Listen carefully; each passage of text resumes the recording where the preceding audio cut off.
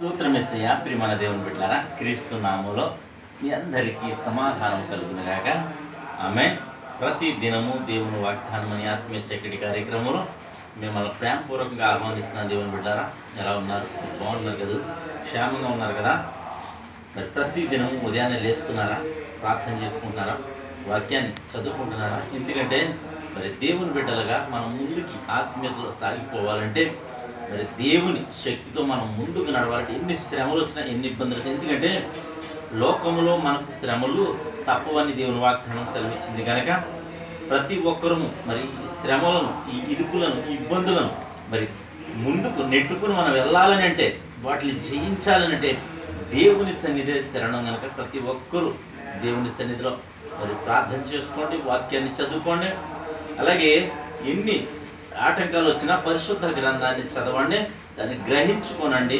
తద్వారా నీకు క్షేమం అని తెలియజేస్తూ, నీకు విడుదలను తెలియజేస్తూ ప్రతి దినము దేవుని వాగ్దానం అని ఆత్మీయ చక్కటి కార్యక్రమంలో వాగ్దానాన్ని చదువుతున్నాను. మత్తయి సువార్త 7వ అధ్యాయము 7వ వచనం.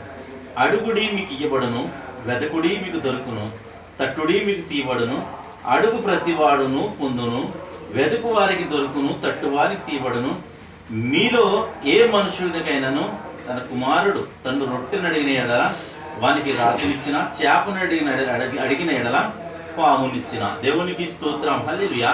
ఇంకా కింద వచ్చినానికి పోతే, మీరు చెడ్డవారై ఉండి మీ పిల్లలకు మంచి ఈవులు ఇయ్యనెరిగి ఉన్నారు, అయితే పరలోకమందు తండ్రి మీకు ఇంకా శ్రేష్టమైనది మీకు అనుగ్రహిస్తానని వాగ్దానం చేస్తున్నాడు. కనుక అడుగుడి మీకు ఇవ్వబడునంటే మనము ఎవరిని అడగాలంటే దేవుణ్ణి అడగాలి.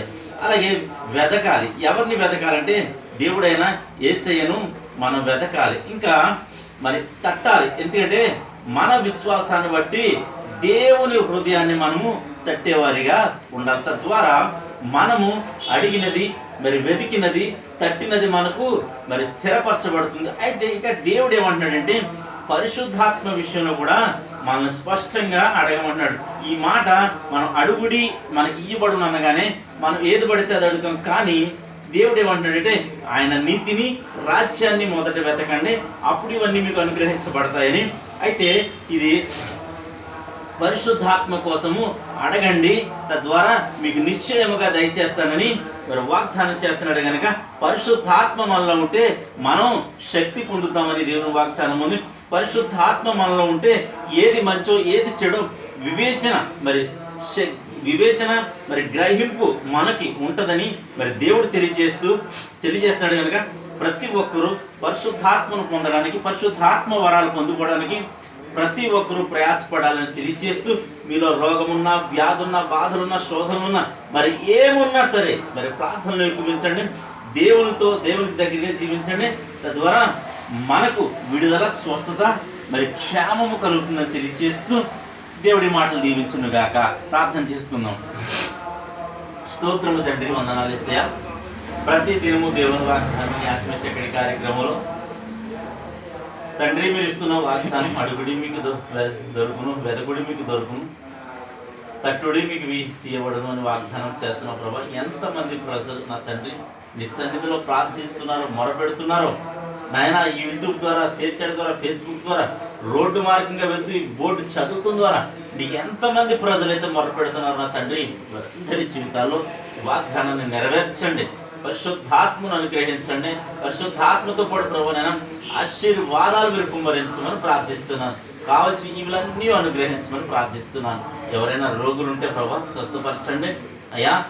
ఎవరైనా ప్రభానైనా ఆయా సమస్యల్లో, చిక్కుల్లో, ఇబ్బందుల్లో ఉంటే మీరు విడిపించండి. పాపములు ఉంటే పాప క్షమాపణ దయచేసి మారు మనసు దయచేయమని ప్రార్థిస్తున్నాను. అనేకమైన వ్యసనాలకు గురైపోయారు ప్రభా యవనస్తులు, వారందరినీ యేసు క్రీస్తు నామమున విడిపించండి ప్రభా. నీకు స్తోత్రాలు. డ్రగ్స్ అని, గంజాయి అని, నా తండ్రి మద్యం అని, నాయన సిగరెట్లు, అనేక రకాలుగా ప్రభానైనా యువత చెడిపోతూ ఉన్నది. ఆయా ప్రదేశాల్లో చూస్తూ ఉన్నాం. తండ్రిని బిడ్డలను రక్షించుకోమని ప్రార్థిస్తున్నాను, తోడేయండమని ప్రార్థిస్తున్నాను. అలాగే ప్రభా యవనస్తులు చక్కటి సంబంధాలను గ్రహించమని, ఉద్యోగాలు లేని బిడ్డలకు ఉద్యోగాలు దయచేయండి. అలాగే చదువుచు నాయన అనేకమైన ఎగ్జామ్స్ ఇంకా రాయిచున్న ప్రజల్ని, బిడ్డల్ని మీరు జ్ఞాపకం చేసుకోండి. మంచి జ్ఞానం, ఆలోచన దయచేయండి.